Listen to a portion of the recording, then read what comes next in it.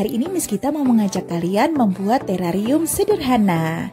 Jangan lupa untuk selalu subscribe channel YouTube Miss Gita ya, dan nyalakan lonceng notifikasinya. Jangan lupa juga untuk selalu like, share, dan juga komen supaya konten-konten YouTube Miss Gita selalu up to date ke depannya. Oke?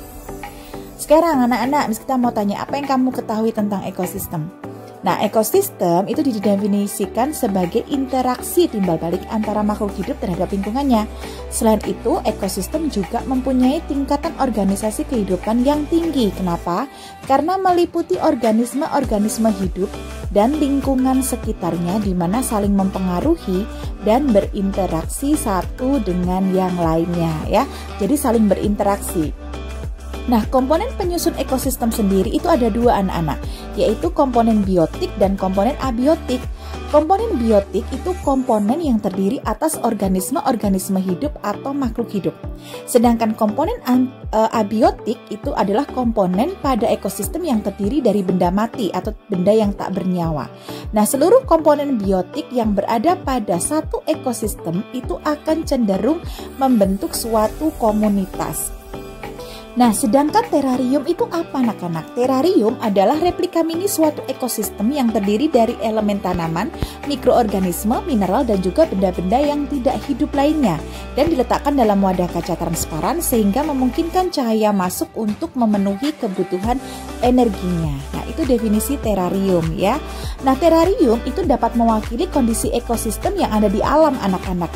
Misalnya nih, ekosistem gurun, padang, rumput, kemudian ekosistem yang lainnya. Nah, tujuan pembuatannya ini dilakukan untuk beragam kebutuhan, antara lain bisa untuk penelitian, bercocok tanam, dan juga dekorasi.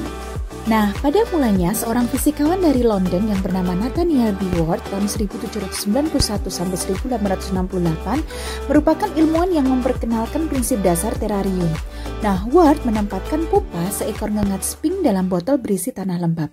Beberapa hari kemudian, tumbuhan paku dan beberapa tumbuhan kecil tumbuh dalam wadah tersebut.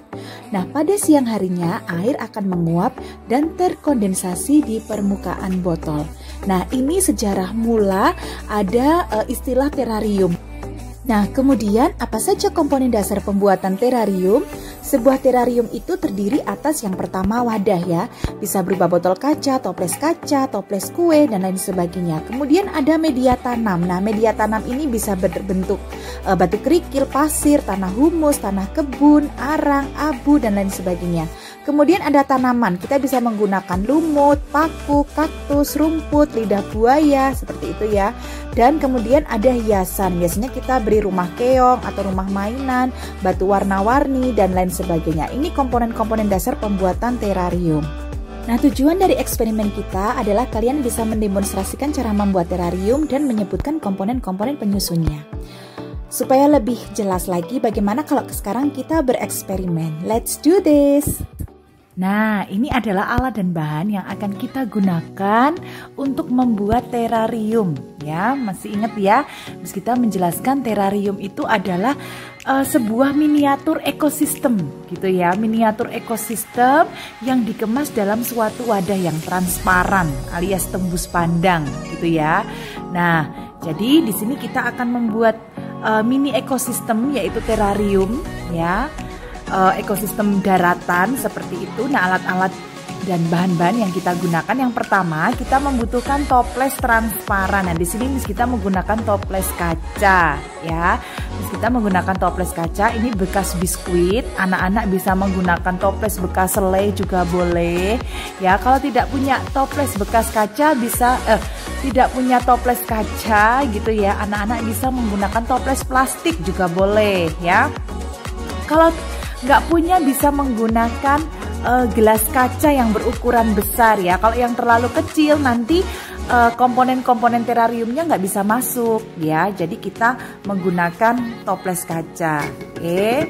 Nah, kemudian setelah toples kaca kita membutuhkan juga yang pertama tanah nih ya. Bahannya nih tanah ya.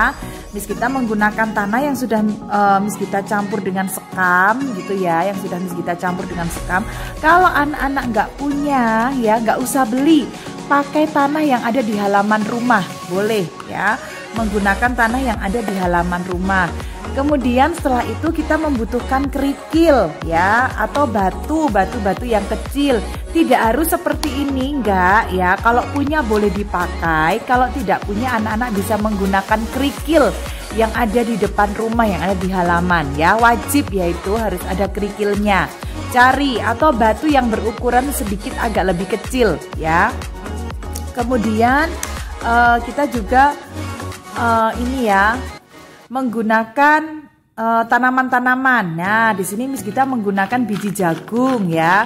Kalian bisa menggunakan biji-biji yang lain ya. Bisa menggunakan apa namanya?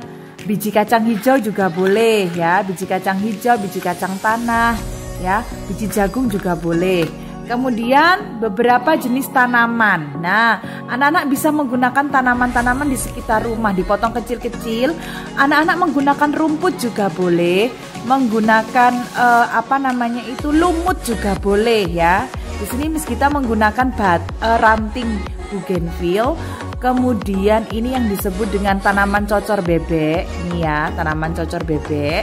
Kemudian tanaman lidah buaya nih. Nah, langkah yang pertama adalah kita akan masukkan kerikilnya terlebih dahulu ya. Nah, ini kerikil ini untuk proses drainase.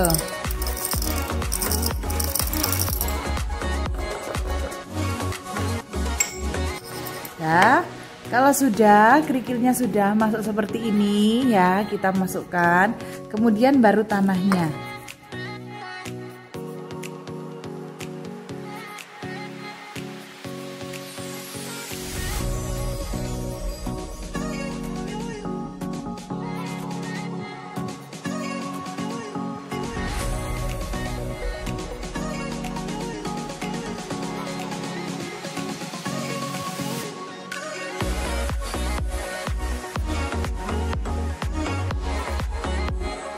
Sudah, kita bisa masukkan bebatuannya ya, di sekitar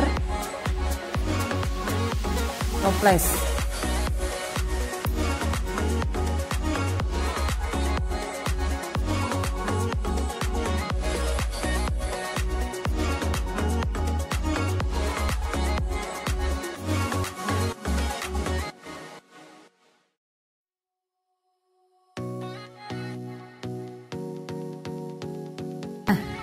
Kalau sudah, kita akan masukkan bijinya dahulu ya, supaya nanti kita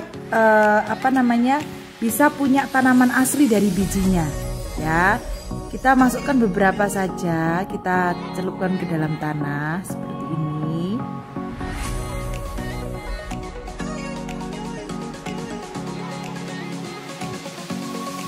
Kita akan masukkan tanaman pokoknya ini ya. Kita mau masukkan tanaman lidah buayanya. Kalau terlalu panjang bisa kita potong.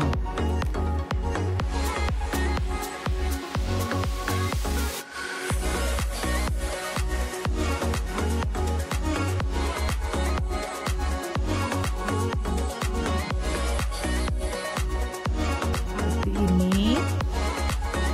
Nah, ini tampilan dari atasnya ya. Oke. Kemudian kita bisa tambahkan tanaman cocor bebek. Kita ambil beberapa daun-daun yang terlalu banyak.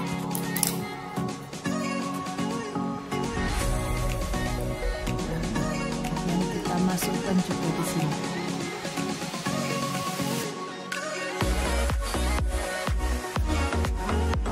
Ya, kita bisa tancapkan ranting-rantingnya.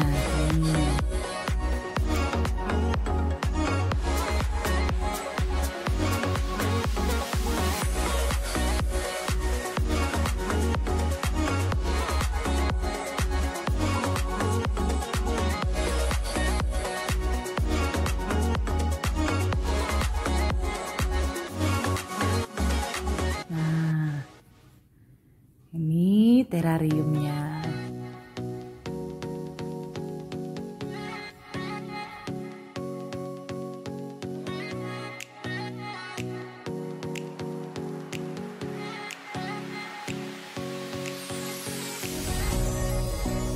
ini adalah terarium sederhana yang sudah Miss kita buat ya.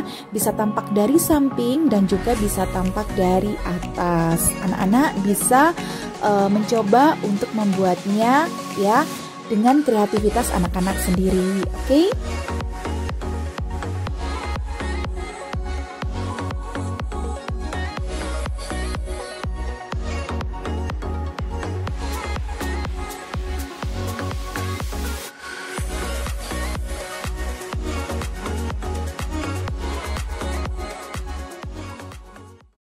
Nah, beginilah penjelasannya. Pada pembuatan terarium, komponen penyusun terarium itu terdiri dari komponen biotik dan abiotik anak-anak.